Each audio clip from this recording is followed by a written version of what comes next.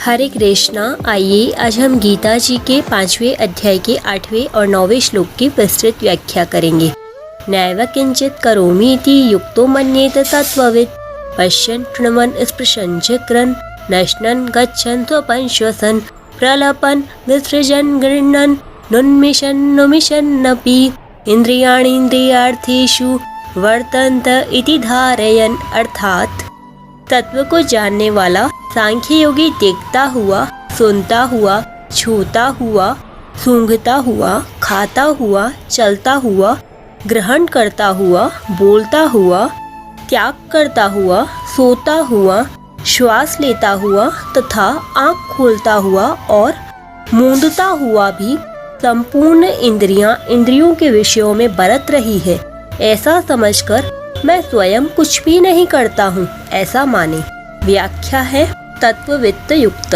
यहाँ ये पद सांख्य योग के विवेकशील साधक के वाचक हैं, जो तत्ववित्त महापुरुष की तरह निर्भ्रांत अनुभव करने के लिए तत्पर रहता है। उसमें ऐसा विवेक जागृत हो गया है कि सब क्रियाएं प्रकृति में ही हो रही हैं, उन क्रियाओं का मेरे साथ कोई संबंध है ही नहीं। जो अपने में अर्थात स्वरूप में कभी किंचन मात्र भी किसी क्रिया के कर्तापन को नहीं देखता, वह तत्ववित्त है। उसमें नित्य निरंतर स्वाभाविक ही यह सावधानी रहती है कि स्वरूप में कर्तापन है ही नहीं। प्रकृति के कार्य, शरीर, इंद्रियां, मन, बुद्धि, प्राण आदि के साथ वह कभी भी अपनी एकता स्वीकार नहीं करता। इसलिए इनके द्वारा होने वाली क्रियाओं को वह अपनी क्रियाएं मान ही कैसे सकता है। वास्तव में उपयुक्त स्थिति स्वरूप से सभी मनुष्यों की है, परंतु वे भूल से स्वरूप को क्रियाओं का कर्ता मान लेते हैं। परमात्मा की जिस शक्ति से समष्टि संसार की क्रियाएं हो रही है, उसी शक्ति से व्यष्टि शरीर की क्रियाएं भी हो रही है, परंतु समष्टि के शुद्र अंश व्यष्टि के साथ अपना संबंध मान लेने के कारण मनुष्य व्यष्टि की कुछ क्रियाओं को अपनी क्रियाएं मानने लग जाता है। इस मान्यता को हटाने के लिए ही भगवान कहते हैं कि साधक अपने को कभी कर्ता न माने।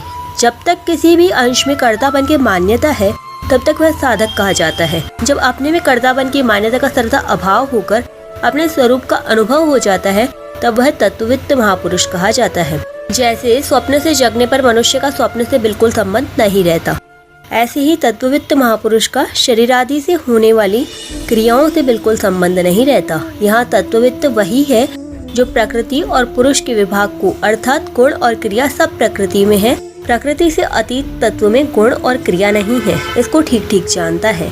प्रकृति से अतीत निर्विकार तत्व तो सबका प्रकाशक और आधार है। सबका प्रकाशक होता हुआ भी वह प्रकाश्य के अंतर्गत ओतप्रोत है। प्रकाश्य शरीर आदि में घुला मिला रहने पर भी प्रकाशक प्रकाशक ही है और प्रकाश्य प्रकाश्य है। ऐसे ही वह सबका आधार होता हुआ भी सबके आधेय के कण कण में व्याप्त है, पर वह कभी आधेय नहीं होता, कारण कि जो प्रकाशक और आधार है उसमें करना और होना नहीं है। करना और होना रूप परिवर्तन तो प्रकाश्य अथवा आधेय में ही है। इस तरह प्रकाशक और प्रकाश्य, आधार और आधेय के भेद विभाग को जो ठीक तरह से जानता है, वही तत्ववित्त है। इसी प्रकृति और पुरुष के विभाग को जानने की बात भगवान ने पहले दूसरे अध्याय के 16वें श्लोक में और आगे 7वें अध्याय के 4, 5वें तथा 13वें अध्याय के 2, 19वें, 23वें और 34वें श्लोक में कही है। इस श्लोक में देखना, सुनना, स्पर्श करना, सूंघना, खाना, ये पांचों क्रियाएं क्रमशः नेत्र, श्रोत्र, त्वचा, घ्राण और रसना, इन 5 ज्ञानेंद्रियों की है। चलना, ग्रहण करना, बोलना, मलमूत्र का त्याग करना, ये चारों क्रियाएं क्रमशः पाद, हस्त, वाक, उपस्थ और गुदा, इन 5 कर्मेंद्रियों की है। सोना, यह एक क्रिया अंतःकरण की है। श्वास लेना, यह एक क्रिया प्राण की, और आंखें खोलना तथा मूंदना, ये 2 क्रियाएं कूर्म नामक उपप्राण की है। उपयुक्त 13 क्रियाएं देकर भगवान ने ज्ञानेंद्रियां, कर्मेंद्रियां, अंतःकरण, प्राण और उपप्राण से होने वाली संपूर्ण क्रियाओं का उल्लेख कर दिया है। तात्पर्य है कि संपूर्ण क्रियाएं प्रकृति के कार्य, शरीर, इंद्रियां, मन, बुद्धि, प्राण आदि के द्वारा ही होती है, स्वयं के द्वारा नहीं।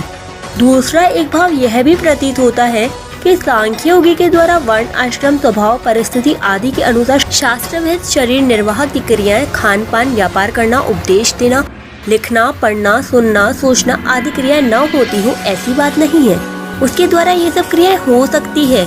मनुष्य अपने को उन्हीं क्रियाओं का कर्ता मानता है जिनको वह जानकर अर्थात मन बुद्धि पूर्वक करता है, जैसे पढ़ना, लिखना, सोचना, देखना, भोजन करना आदि। पर अनेक क्रियाएं ऐसी होती हैं जिन्हें मनुष्य जानकर नहीं करता, जैसे श्वास का आना जाना, आंखों का खुलना बंद होना आदि। फिर इन क्रियाओं का कर्ता अपने को न मानने की बात इस श्लोक में कैसे कही गई? इसका उत्तर है कि सामान्य रूप से श्वासों का आना जाना आदि क्रिया स्वाभाविक होने वाली है, किंतु प्राणायाम आदि में मनुष्य श्वास लेना आदि क्रियाएं जानकर करता है। ऐसे ही आंखों को खोलना और बंद करना भी जानकर किया जा सकता है, इसलिए इन क्रियाओं का कर्ता भी अपने को न मानने के लिए यहाँ कहा गया है। दूसरी बात, जैसे मनुष्य श्वसन, उन्मिशन, निमिशन, श्वास लेना, आंखों को खोलना मूंदना इन क्रियाओं को स्वाभाविक मानकर इनमें कर्तापन नहीं मानता, ऐसे ही अन्य क्रियाओं को भी स्वाभाविक मानकर उनने अपना कर्तापन नहीं मानना चाहिए। यहाँ पश्यन आदि जो 13 क्रियाएं हैं, इनका बिना किसी आधार के होना संभव नहीं है। ये क्रियाएं जिसके आश्रित होती है, अर्थात इन क्रियाओं को जो आधार है उसमें कभी कोई क्रिया नहीं होती। ऐसे ही प्रकाशित होने वाली ये संपूर्ण क्रियाएं बिना किसी प्रकाश के सिद्ध नहीं होती। जिस प्रकाश से क्रियाएं प्रकाशित होती हैं, जिस प्रकाश के अंतर्गत होती हैं, उस प्रकाश में कभी कोई क्रिया हुई नहीं, होती नहीं, होगी नहीं, हो सकती नहीं और होनी संभव भी नहीं। ऐसा वह तत्व सबका आधार, प्रकाशक और स्वयं प्रकाश स्वरूप है। वह सब में रहता हुआ भी कुछ नहीं करता। उस तत्व की तरफ लक्ष्य करने में ही उपयुक्त इन 13 क्रियाओं का तात्पर्य है। इंद्रियाणि इंद्रियार्थेषु वर्तन्त इति धारयन्। जब स्वरूप में कर्तापन है ही नहीं, तब क्रियाएं कैसे और किसके द्वारा हो रही हैं? इस प्रश्न का उत्तर देते हुए भगवान उपयुक्त पदों में कहते हैं कि संपूर्ण क्रियाएं इंद्रियों के द्वारा इंद्रियों के विषयों में ही हो रही हैं। यहाँ भगवान का तात्पर्य इंद्रियों में कर्तृत्व बताने में नहीं है, प्रत्युत स्वरूप को कर्तृत्व रहित निर्लिप्त बताने में है। ज्ञानेन्द्रियां, कर्मेंद्रियां, अंतःकरण, प्राण, उपप्राण आदि सबको यहाँ इंद्रियाणी पद के अंतर्गत लिया है। इंद्रियों के 5 विषय हैं, शब्द, स्पर्श, रूप, रस, गंध।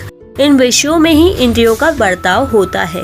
संपूर्ण इंद्रियां और इंद्रियों के विषय प्रकृति का कार्य है, इसलिए इंद्रियों के द्वारा होने वाली संपूर्ण क्रियाएं प्रकृति में ही हो रही हैं। गुणों का कार्य होने से इंद्रियों और उनके विषयों को गुण ही कहा जाता है। अतः गुण ही गुणों में बरत रहे, गुणा गुणेषु वर्तन्ते। गुणों के सिवाय दूसरा कोई कर्ता नहीं है। नान्यम गुणेभ्यः कर्तारम यदा दृष्टानुपश्यति। तात्पर्य है कि क्रिया मात्र को चाहे प्रकृति से होने वाली कहे, चाहे प्रकृति के कार्य गुणों के द्वारा होने वाली कहे, चाहे इंद्रियों के द्वारा होने वाली कहे, बात वास्तव में एक ही है। क्रिया का तात्पर्य है परिवर्तन। परिवर्तन स्वरूप क्रिया प्रकृति में ही होती है। स्वरूप में परिवर्तन रूप क्रिया लेश मात्र भी नहीं है, कारण कि प्रकृति निरंतर क्रियाशील है और स्वरूप कर्तापन से रहित है। प्रकृति कभी अक्रिय नहीं हो सकती और स्वरूप में कभी क्रिया नहीं हो सकती। क्रिया मात्र प्रकाश्य है और स्वरूप प्रकाशक है। नैव किंचित करोमीति मन्येत। यहाँ मैं स्वरूप से करता नहीं हूँ, इसका तात्पर्य है कि मैं स्वरूप पहले करता था। स्वरूप में कर्तापन न तो वर्तमान में है, न भूत में था और न भविष्य में ही होगा। क्रिया मात्र प्रकृति में ही हो रही है, क्योंकि प्रकृति सदा क्रियाशील है और पुरुष अर्थात चेतन तत्व सदा क्रिया रहित है। जब चेतन अनादि भूल से प्रकृति के कार्य के साथ तादात्म्य कर लेता है, तब वह प्रकृति की क्रियाओं को अपनी क्रिया मानने लग जाता है और उन क्रियाओं का कर्ता स्वयं बन जाता है। जैसे एक मनुष्य चलती हुई रेलगाड़ी के डिब्बे में बैठा है, चल नहीं रहा, पर रेलगाड़ी के चलने के कारण उसे चले बिना ही चलना हो जाता है। रेलगाड़ी में चढ़ने के कारण अब वह चलने से रहित नहीं हो सकता। ऐसे ही क्रियाशील प्रकृति के कार्य रूप स्थूल, सूक्ष्म और कारण किसी भी शरीर के साथ जब स्वयं अपना संबंध जोड़ लेता है, तब स्वयं कर्म न करते हुए भी वह उन शरीरों से होने वाली क्रियाओं का कर्ता हुए बिना नहीं रह सकता। सांख्य योगी शरीर, इंद्रियां, अंतःकरण आदि के साथ कभी अपना संबंध नहीं मानता, इसलिए वह कर्मों का कर्तापन अपने में अनुभव नहीं करता। जैसे शरीर का बालक से युवा होना, बालों का काले से सफेद होना, खाए हुए अन्न का पचना, शरीर का सबल या निर्बल होना आदि क्रियाएं स्वाभाविक अपने आप में होती है। ऐसे ही दूसरी संपूर्ण क्रियाओं को भी सांख्य योगी स्वाभाविक होने वाली अनुभव करता है। तात्पर्य है कि वह अपने को किसी भी क्रिया का कर्ता अनुभव नहीं करता। गीता में स्वयं को कर्ता मानने वाले की निंदा की गई है। इसी प्रकार शुद्ध स्वरूप को कर्ता मानने वाले को मलिन अंतःकरण वाला और दुर्मति कहा है, परंतु स्वरूप को अकर्ता मानने वाले की प्रशंसा की गई है। एवं पद देने का तात्पर्य है कि साधक कभी किंचन मात्र भी अपने में कर्तापन की मान्यता न करे, अर्थात कभी किसी भी अंश में अपने को किसी कर्म का कर्ता न माने। इस प्रकार जब अपने में कर्तापन का भाव नहीं रहता, तब उसके द्वारा होने वाले कर्मों की संज्ञा कर्म नहीं रहती, प्रत्युत क्रिया रहती है। उन्हें चेष्टा मात्र कहा जाता है। इसी लक्ष्य से तीसरे अध्याय के 33वें श्लोक में ज्ञानी महापुरुष से होने वाली क्रिया को चेष्टते पद से कहा गया है। यहाँ एव पद देने का दूसरा तात्पर्य है कि स्वयं का शरीर के साथ तादात्म्य होने पर भी, शरीर के साथ कितना ही घुल मिल जाने पर भी और अपने को मैं करता हूँ ऐसा मान लेने पर भी स्वयं में कभी कर्तृत्व आता ही नहीं और न कभी आ ही सकता है। किंतु प्रकृति के साथ तादात्म्य करके यह स्वयं अपने में कर्तृत्व मान लेता है, क्योंकि इसमें मानने और न मानने की सामर्थ्य है, स्वतंत्रता है। इसलिए यह अपने को कर्ता भी मानता है और जब यह अपनी तरफ देखता है तो अकर्तापन भी इसके अनुभव में आता है। ये दोनों बातें होने पर भी स्वयं में कभी कर्तृत्व आता ही नहीं। 13वें अध्याय के 31वें श्लोक में भगवान ने कहा कि शरीर में रहता हुआ भी वह न करता है न लिप्त होता है। भोक्ता तो प्रकृतिस्थ पुरुष ही बनता है। गुणों का क्रियाफल का भोक्ता बनने पर भी वह वास्तव में अपने स्वरूप से कभी च्युत नहीं होता, किंतु अपने स्वरूप की तरफ दृष्टि न रहने से अपने में लिप्तता का भाव पैदा हो जाता है। यद्यपि पुरुष स्वयं स्वरूप से निर्लिप्त है, उसमें भोक्तापन है नहीं, हो सकता नहीं, तथापि सुख दुख का भोक्ता तो स्वयं पुरुष चेतन ही बनता है। अर्थात सुखी दुखी तो स्वयं पुरुष चेतन ही होता है, जड़ नहीं। क्योंकि जड़ में सुखी दुखी होने की शक्ति और योग्यता नहीं है, तो फिर पुरुष में भोक्तापन है नहीं और सुख दुख का भोक्ता पुरुष ही बनता है। ये दोनों बातें कैसे हुई? भोग के समय जो भोगाकार सुख दुखाकार वृत्ति बनती है वह तो प्रकृति की होती है और प्रकृति में ही होती है, परंतु उस वृत्ति के साथ तादात्म्य होने से सुखी दुखी होना अर्थात मैं सुखी हूँ मैं दुखी हूँ ऐसी मान्यता अपने में स्वयं पुरुष ही करता है।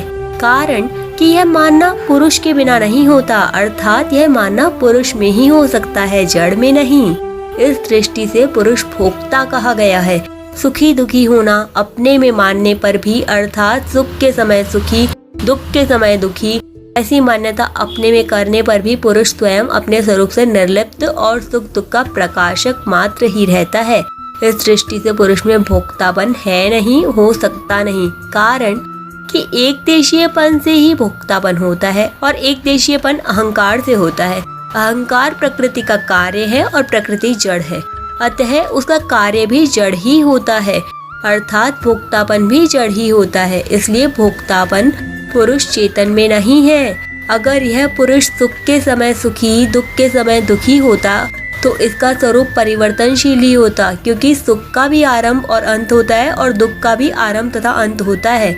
ऐसे ही यह पुरुष भी आरंभ और अंत वाला हो जाता, जो कि सर्वथा अनुचित है। कारण कि गीता ने इसको अक्षर अव्यय और निर्लिप्त कहा है और तत्वज्ञ पुरुषों ने इसका स्वरूप एक रस एक रूप माना है। अगर इस पुरुष को सुख के समय सुखी दुख के समय दुखी होने वाला ही माने तो फिर पुरुष सदा एक रस एक रूप रहता है, ऐसा कैसे कह सकते हैं?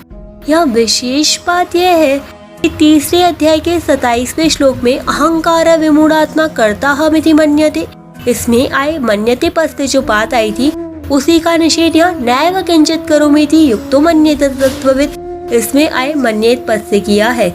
मन्येत पद का अर्थ मानना नहीं है, प्रत्युत अनुभव करना है, क्योंकि स्वरूप में क्रिया नहीं है, यह अनुभव है, मान्यता नहीं। कर्म करते समय अथवा न करते समय दोनों अवस्थाओं में स्वरूप में अकर्तापन ज्यों का त्यों है।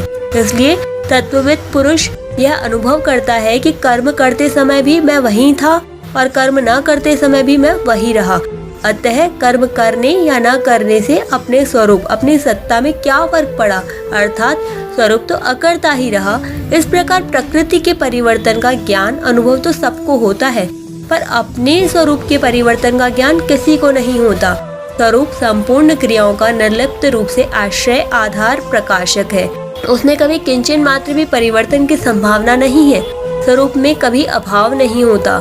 जब वह प्रकृति के साथ राग से तादात्म्य मान लेता है तब उसे अपने में अभाव प्रतीत होने लगता है। उस अभाव की पूर्ति के लिए वह पदार्थों की कामना करने लग जाता है। कामना की पूर्ति के लिए उसमें कर्तापन आ जाता है, क्योंकि कामना हुए बिना स्वरूप में कर्तापन नहीं आता। प्रकृति से संबंध के बिना स्वयं कोई क्रिया नहीं कर सकता, कारण कि जिन कर्णों से कर्म होते हैं ये करण प्रकृति के ही हैं। कर्ता करण के अधीन होता है। जैसे कितना ही योग्य सुनार क्यों न हो, पर वह अहरन हथौड़ा आदि औजारों के बिना कार्य नहीं कर सकता, ऐसे ही कर्ता करणों के बिना कोई क्रिया नहीं कर सकता। इस प्रकार योग्यता, सामर्थ्य और करण ये तीनों प्रकृति में ही हैं और प्रकृति के संबंध से ही अपने में प्रतीत होते हैं। ये तीनों घटते बढ़ते हैं और स्वरूप सदा ज्यों का त्यों रहता है। अतः इनका स्वरूप से संबंध है ही नहीं। कर्तापन प्रकृति के संबंध से है, इसलिए अपने को कर्ता मानना परधर्म है। स्वरूप में कर्तापन नहीं है, इसलिए अपने को अकर्ता मानना स्वधर्म है। जैसे ब्राह्मण अपने ब्राह्मणपन, मैं ब्राह्मण हूँ, इसमें निरंतर स्थित है, ऐसे ही तत्वित अपने अकर्तापन स्वधर्म में निरंतर स्थित रहता है। यही नैव किंचित करोमीति युक्तो मन्येत तत्ववेद पदों का भाव है। यहाँ परिशिष्ट भाव यह है कि विवेकशील ज्ञान योगी पहले ज्ञानेंद्रियां, कर्मेंद्रियां, अंतःकरण तथा प्राणों से होने वाली क्रियाओं को करते हुए भी मैं स्वयं कुछ भी नहीं करता हूँ ऐसा मानता है। फिर उसको ऐसा अनुभव हो जाता है। वास्तव में चिन्मय सत्ता मात्र में न करना है न होना है। स्थूल, सूक्ष्म और कारण शरीर में होने वाली संपूर्ण क्रियाएं प्रकृति में ही होती हैं, स्वयं में नहीं। अतः स्वयं का किसी भी क्रिया से किंचन मात्र भी संबंध नहीं है।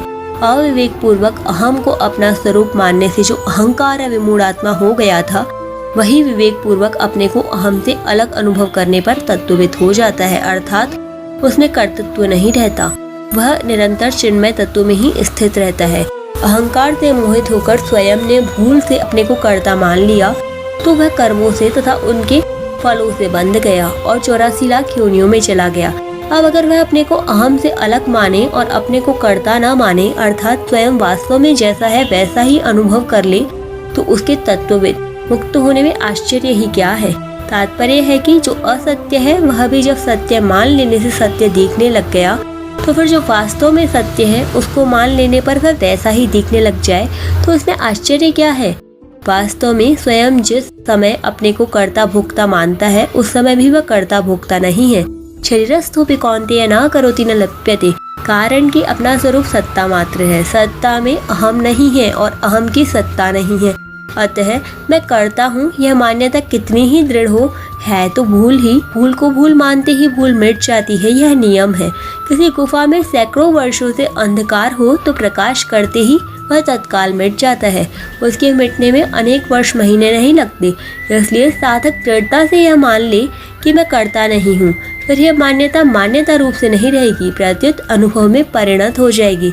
जड़ चेतन का तादात्म्य होने से मैं का प्रयोग जड़ तादात्म्य रूप अहम के लिए भी होता है और चेतन स्वरूप के लिए भी होता है। जैसे मैं करता हूँ इसमें जड़ की तरफ दृष्टि है और मैं करता नहीं हूँ इसमें जड़ का निषेध होने से चेतन की तरफ दृष्टि है। जिसकी दृष्टि जड़ की तरफ है, अर्थात जो अहम को अपना स्वरूप मानता है, वह अहंकार विमूढ़ात्मा है, और जिसकी दृष्टि चेतन अहम रहित स्वरूप की तरफ है, वह तत्वविद है। जब साधक वर्तमान में मैं स्वयं कुछ भी नहीं करता हूँ, इस प्रकार स्वयं को अकर्ता अनुभव करने की चेष्टा करता है, तब उसके सामने एक बड़ी समस्या आती है। जब उसको भूतकाल में किए हुए अच्छे कर्मों की याद आती है, तब वह प्रसन्न हो जाता है कि मैंने बहुत अच्छा काम किया, बहुत ठीक किया। और जब उसको निषिद्ध कर्मों की याद आती है, तब वह दुखी हो जाता है कि मैंने बहुत बुरा काम किया, बहुत गलती की। इस प्रकार भूतकाल में किए गए कर्मों के संस्कार उसको सुखी दुखी करते हैं। इस विषय में एक मार्मिक बात है। स्वरूप में कर्तापन न तो वर्तमान में है, न भूतकाल में था और न भविष्य में ही होगा। अतः साधक को यह देखना चाहिए कि जैसे वर्तमान में स्वयं अकर्ता है, ऐसे ही भूतकाल में भी स्वयं अकर्ता ही था, कारण कि वर्तमान भी भूतकाल में गया है। स्वरूप सत्ता मात्र है और सत्ता मात्र में कोई कर्म करना बनता ही नहीं। कर्म केवल अहंकार से मोहित अंतःकरण वाले अज्ञानी मनुष्य के द्वारा ही होते हैं। साधक को भूतकाल में किए हुए कर्मों की याद आने से जो सुख दुख होता है, चिंता होती है, यह भी वास्तव में अहंकार के कारण ही है। वर्तमान में अहंकार विमूढ़ात्मा होकर, अर्थात अहंकार के साथ अपना संबंध मानकर ही साधक सुखी दुखी होता है। स्थूल दृष्टि से देखें तो जैसे अभी भूतकाल का अभाव है, ऐसे ही भूतकाल में किए गए कर्मों का भी अभी प्रत्यक्ष अभाव है। सूक्ष्म दृष्टि से देखें तो जैसे भूतकाल में वर्तमान का अभाव था, ऐसे ही भूतकाल का भी अभाव था।